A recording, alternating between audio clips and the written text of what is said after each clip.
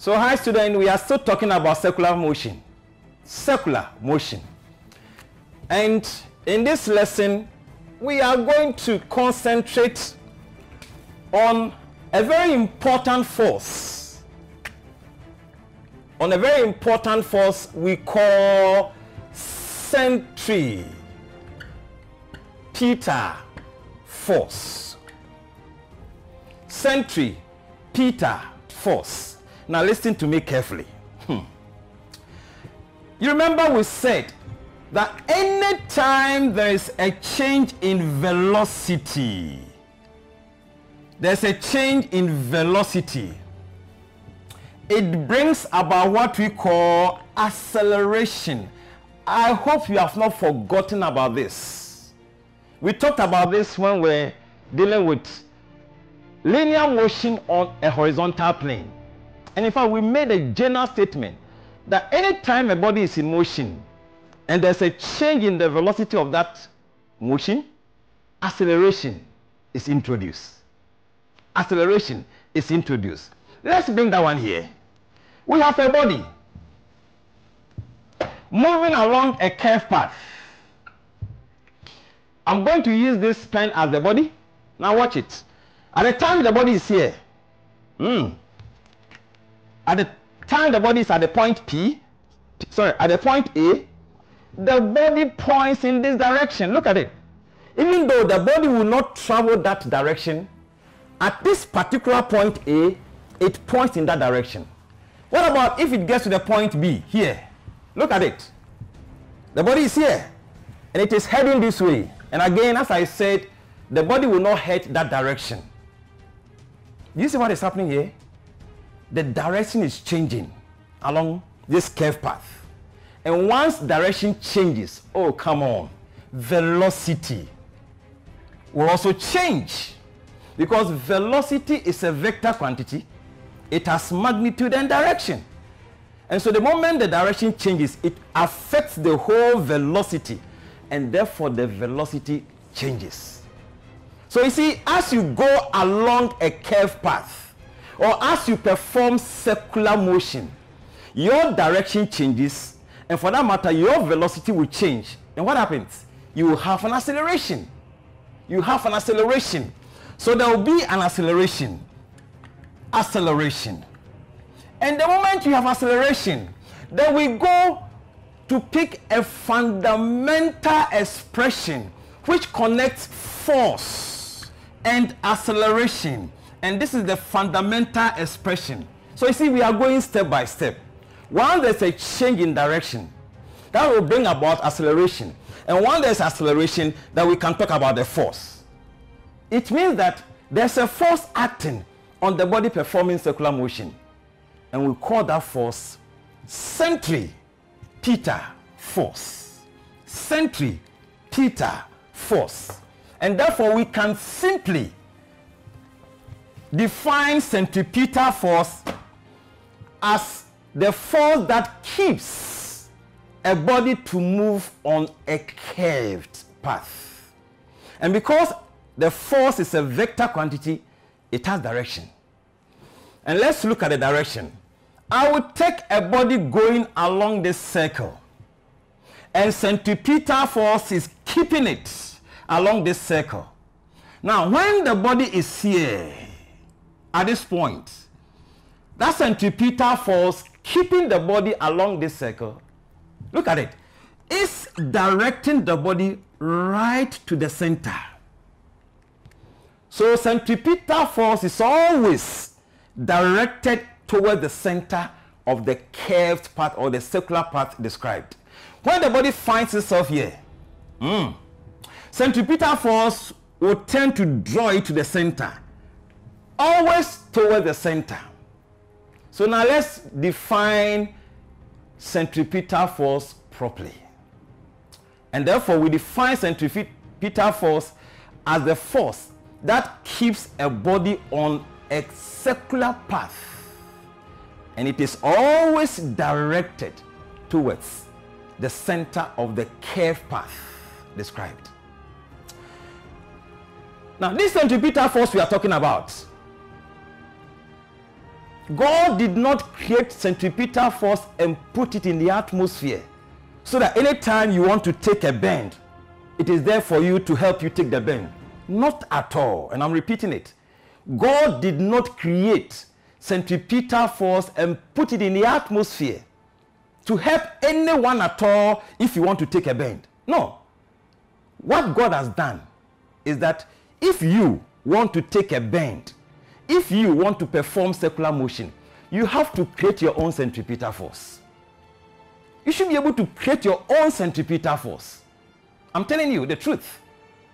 And therefore, we are going to look at, in different situations, how this centripetal force is produced. In different situations, how we can source our centripetal force. So here we are talking about sources of centripetal force.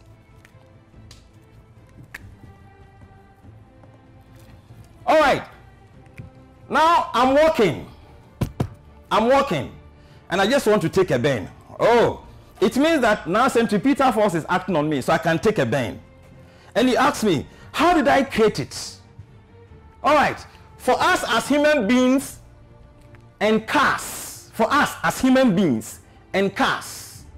what we do is that we use the friction.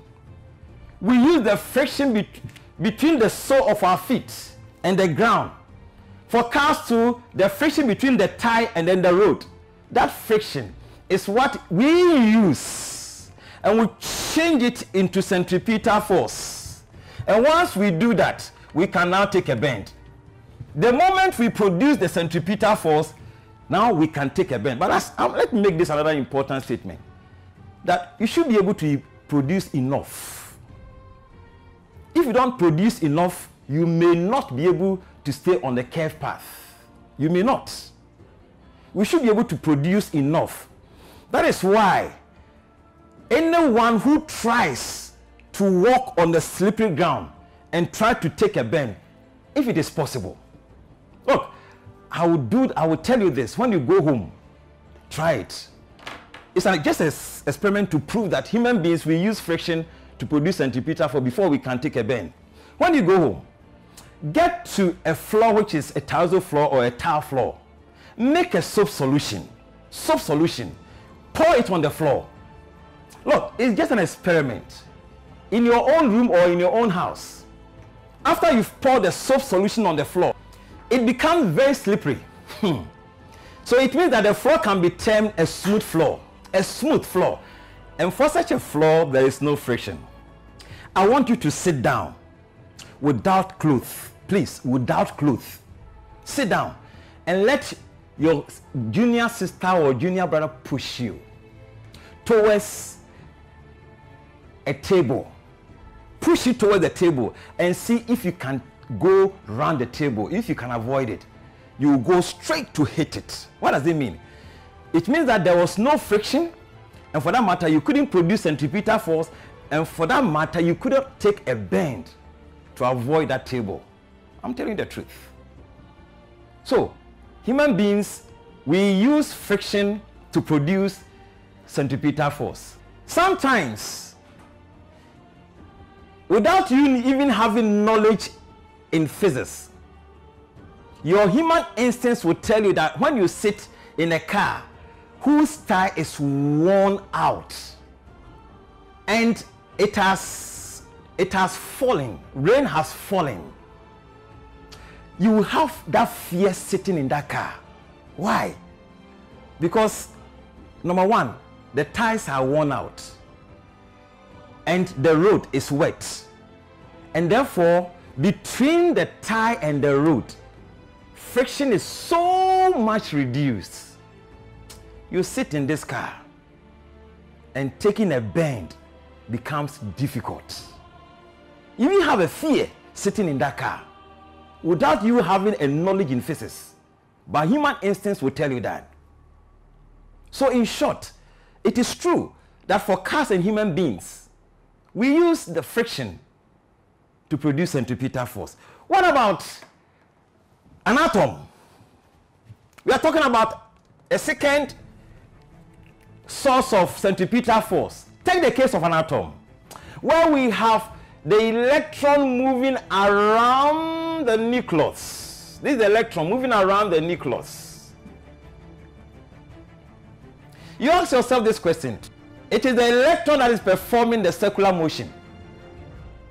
So the electron is being acted on by a centripetal force. So you ask yourself, how did the electron produce the centripetal force? How? And here, because the electron carries a negative charge, the nucleus carries a positive charge. There's a force between them we call the electrostatic force. Electrostatic force. Sometimes we can call it electric force between them. And it's a force of attraction. Because this one is negative, this one is positive. There is this electric force or electrostatic force of attraction between them. The electron takes up this force and change it to produce centripetal force, and that centripetal force will now act on this electron now for the electron to stay around the nucleus. You see, you should produce your own centripetal force. I'm telling you. Now the next example is the case of the moon around the earth. This is the moon and this is the earth. And we all know that the moon is going around the earth performing circular motion. And once you perform circular motion, it means that centripetal force is acting on you. So we are going to ask the moon where he got his centripetal force. And the moon will tell you that there's a force between the moon and then the earth we call gravitational force. The moon takes up this force, this gravitational force, and convert it into centripetal force. And once he has been able to create that centripetal force, he is free. And he will stay. He will stay around the earth. He will stay around the earth. What about a stone tied to a rope? A stone tied to a rope. We have this rope and we have this stone tied to it. And you wear the stone in a circular. You wear the stone to perform circular motion. We remember I demonstrated, and I'm going to do that again. This is the stone we are talking about. It can be anybody at all. Now, tied to this rope or this string, and I'm going to whirl it in a circle. Come on. Do you see it? It means that the stone is performing circular motion. So we are going to ask the stone where he got his centripetal force. All right. Now, when you whirl the stone, the rope is stretched. Anytime you stretch a body, instantly there's a force introduced into the string or the rope we call tension. So there is tension in the rope, this rope. Then quickly, this stone takes up this tension in the rope and turn it into centripetal force so that he can now stay on a curved path. He can stay on a curved path. Then finally we can look at an instrument we call mass spectrometer. We have talked about it. Mass spectrometer. Mass spectrometer. And as I said, somewhere there in the instrument we have an area where there is a magnetic field, right? And when you send an ion into that area, this is the area where we have the magnetic field. When you send the ion there, the ion will experience a magnetic force. And that magnetic force will cause the ion to take this path. So the ion will now perform circular motion. We are going to ask the ion where he got his centripetal force from.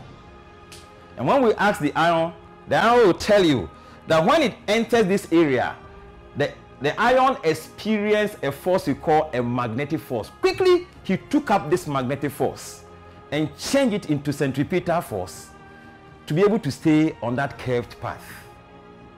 You see? So in short, you should produce your own centripetal force for you to stay on a curved path. I'll come back.